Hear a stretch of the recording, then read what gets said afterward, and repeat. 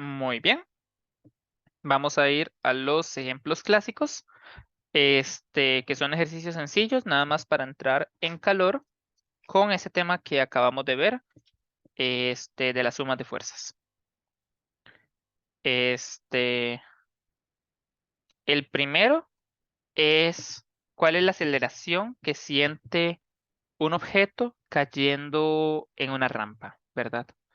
Y tal vez aquí voy a quitar este diagrama y voy a quedarme solo con esto, ¿verdad? Tengo un carro o una caja, tal vez pensemos en una caja para facilitarlo, cayendo, cayendo en una rampa. Este, la rampa tiene un ángulo, llamémosle teta, puede ser o zeta, puede ser cualquier valor, y tengo la caja, ¿verdad? Por conocimiento del día a día, por, por intuición, uno sabe que la caja acelera de esta forma, ¿verdad? Uno sabe que hay una aceleración así, y la pregunta es ¿cuánto vale? No es igual a la gravedad, ¿verdad?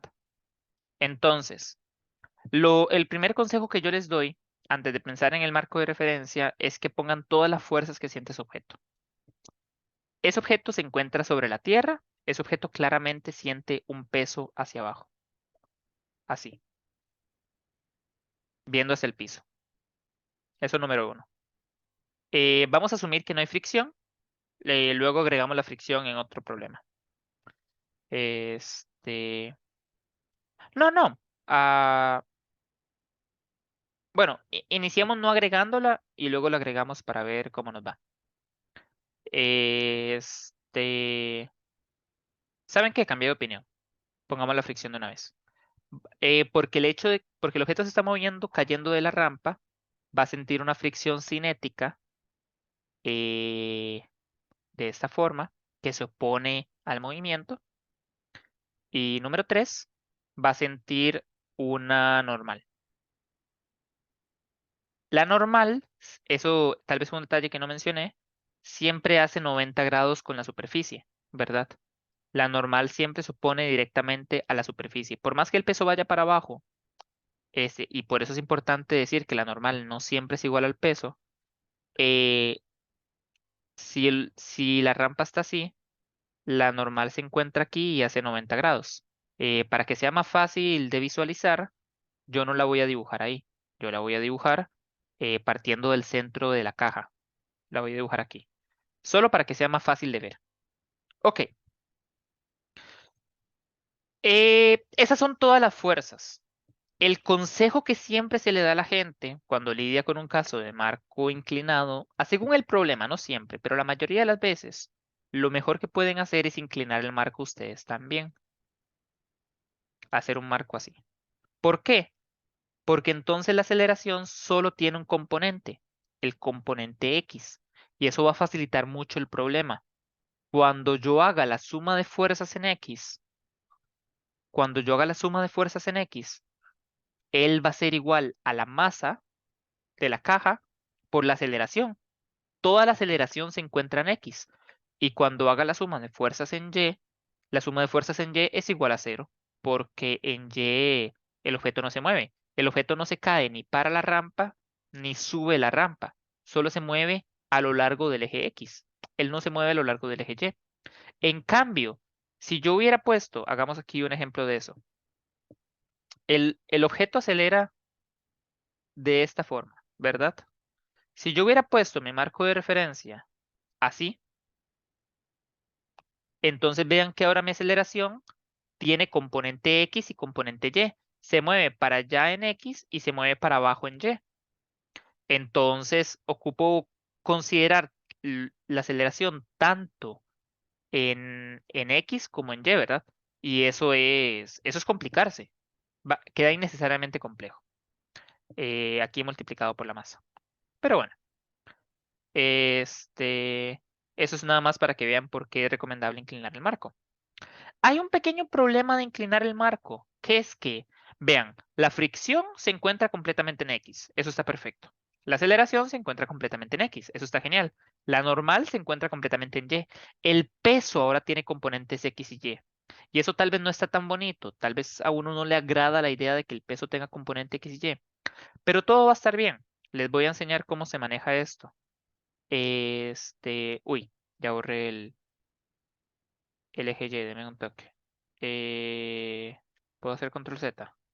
No, voy a poner el eje Y de nuevo. Eh, Hay a lo largo de Y así, hay un componente del peso en Y para allá hay un componente del peso en X. Entonces, si ya ustedes vieron el tema de vectores, ya ustedes saben sacarle componentes a un vector. Hay que ver el ángulo que hace el vector y ver cuál es el componente con coseno y el componente con seno, ¿verdad? Entonces, voy a hacer otro dibujo. Voy a hacer otro dibujo. Este, o, sí, voy a usar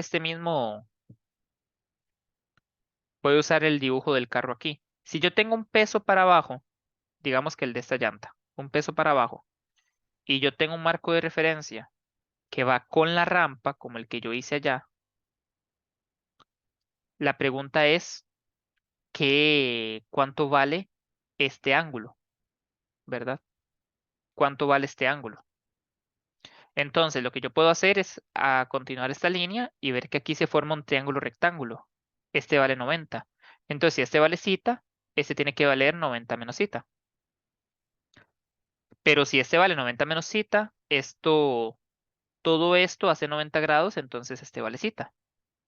Eso quiere decir que el vector con el eje Y hace un ángulo de cita, por ende, aquí yo puedo hacer un ángulo de cita.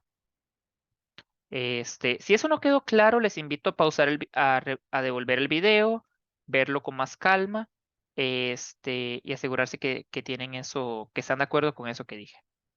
Entonces, aquí está el vector peso y aquí está el ángulo y este ángulo es cita. Si no saben por qué esto y esto son equivalentes, intenten girar la cabeza para que esté con el marco de referencia y van a notar que se va a ver igual que este, ¿verdad?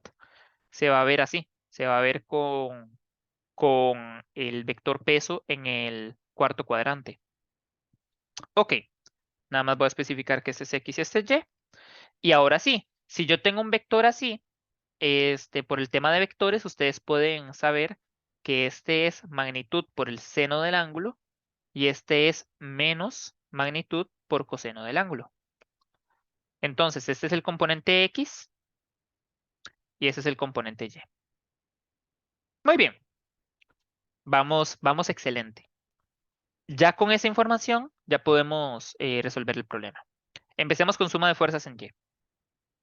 La suma de fuerzas en Y es la normal que va para arriba, entonces pongo toda la normal, menos el componente Y del peso. Ya aprendimos que el componente Y del peso es mg cosita.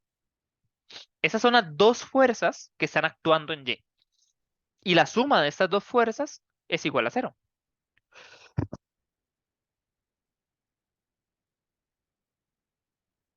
Perdón.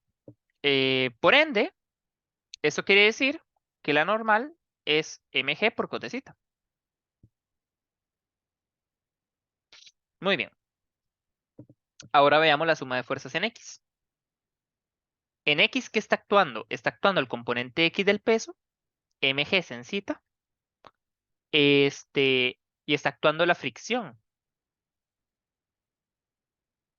Y eso tiene que ser igual a m por a.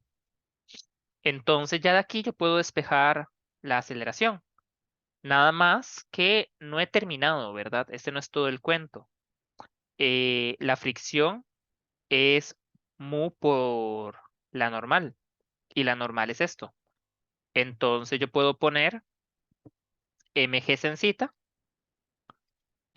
menos mu por la normal. Y la normal es esto de acá, entonces voy a poner mg cosita. Igual a ma. Y ya ahora sí puedo obtener la aceleración. Nada más ocupo pasar el m a dividir. Vean que el m se encuentra en ambos lados de la igualdad y el m multiplica todos los términos. Entonces puedo cancelarlo, ¿verdad? Si solo lo hubiera tenido este término y aquí no estuviera, no se puede cancelar.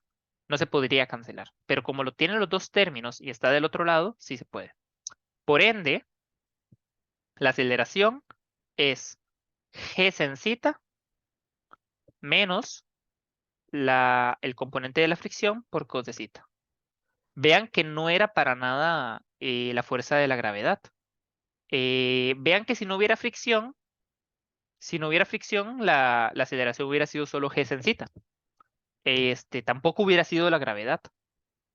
Entonces, por eso es que cuando un objeto cae en una rampa, cae más lentamente. No es solamente como tirarlo en ausencia de rampa, digamos, solo con caída libre.